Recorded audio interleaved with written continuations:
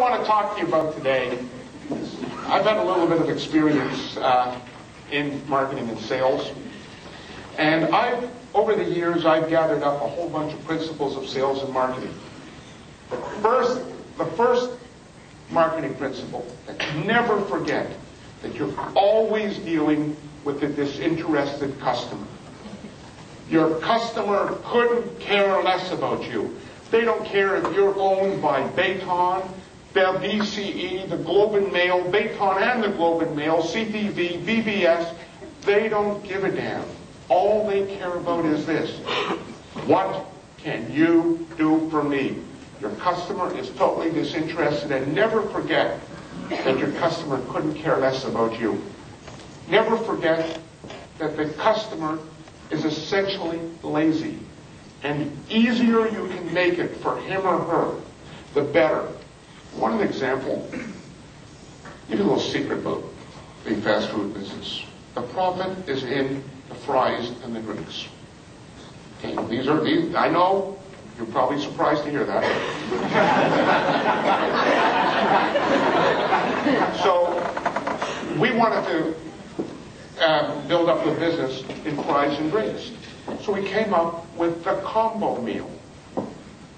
Essentially, and we said, you want number 1, number 2, or number 3? So instead of the consumer coming in and ordering Big Mac fries and a drink, medium fries, small fries, big drink, small drink, they said, give me a number 1. And honest, sales went crazy. Well, of course, so did profitability. But remember, this customer is essentially lazy. If you have a rate card that the customer can't understand, it's useless. Make it simple for the customer. I don't care what job you have, whether you're the bean counter, the purchasing agent, a media buyer, no matter what job you have, essentially everybody's job is that of a salesman. We're all salesmen. I'm thinking bean counter's out selling the numbers. The media buyer better sell the client that this is a good buy, and so on. We're all salesmen. No matter what job you have, your job is to sell somebody else. I know that you're having a good year, which is terrific. I know that last year at this time wasn't as good. I've been around in business a long time. And this is my philosophy. Never gloat when you're on top. And never be too depressed when you're on the bottom. The reason for this, believe me, hang around long enough and it'll all be reversed. Boy, this is one that you really understand.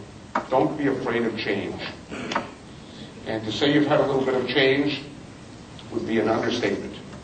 I mean, if someone were to say 2 years ago that the group from Nexstar would be in this room with you, okay, and your competitor would have the same name as you, believe me, no one would believe it.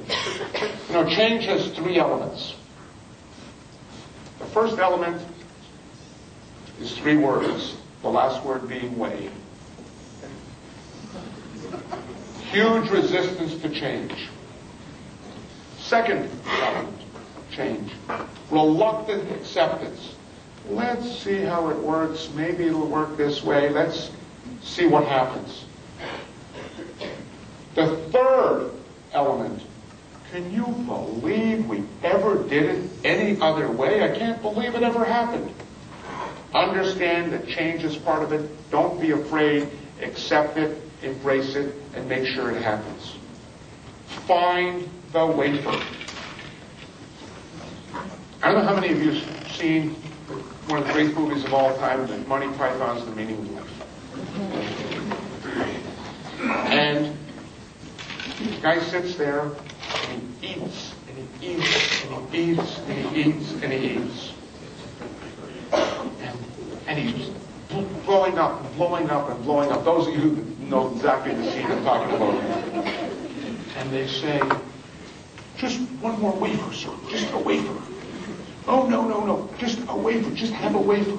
And he has this little bit of a thin wafer, and explodes.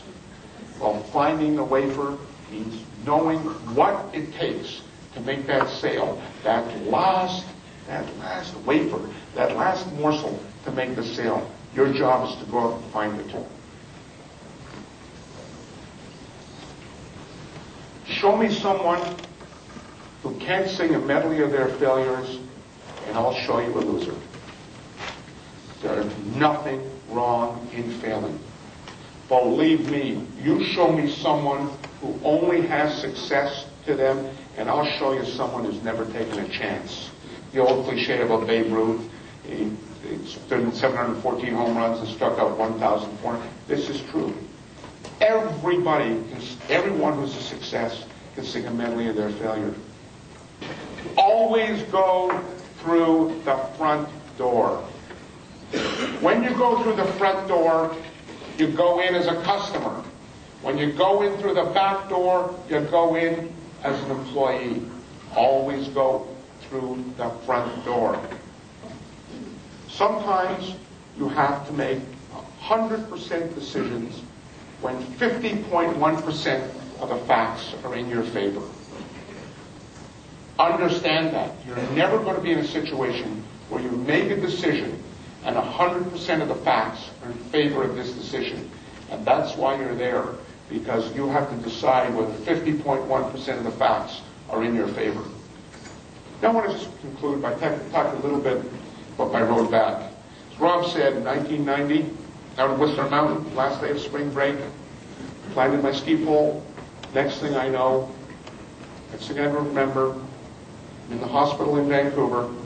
I said, where am I? I said, you're in the hospital in Vancouver. And this is what I could do. You've got to watch very carefully.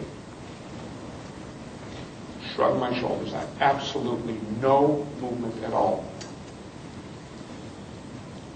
I made a decision right almost there. I said, look, if I want to figure out how unlucky I am, after all, I'm sitting here paralyzed, I'll never sleep a minute again in my life.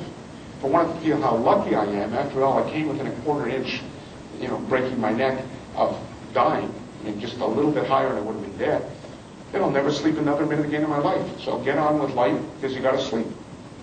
I was 13 months in a rehab hospital, getting it back 1 millimeter at a time. My father taught me, never be afraid of life. Believe me, it stayed in good stead.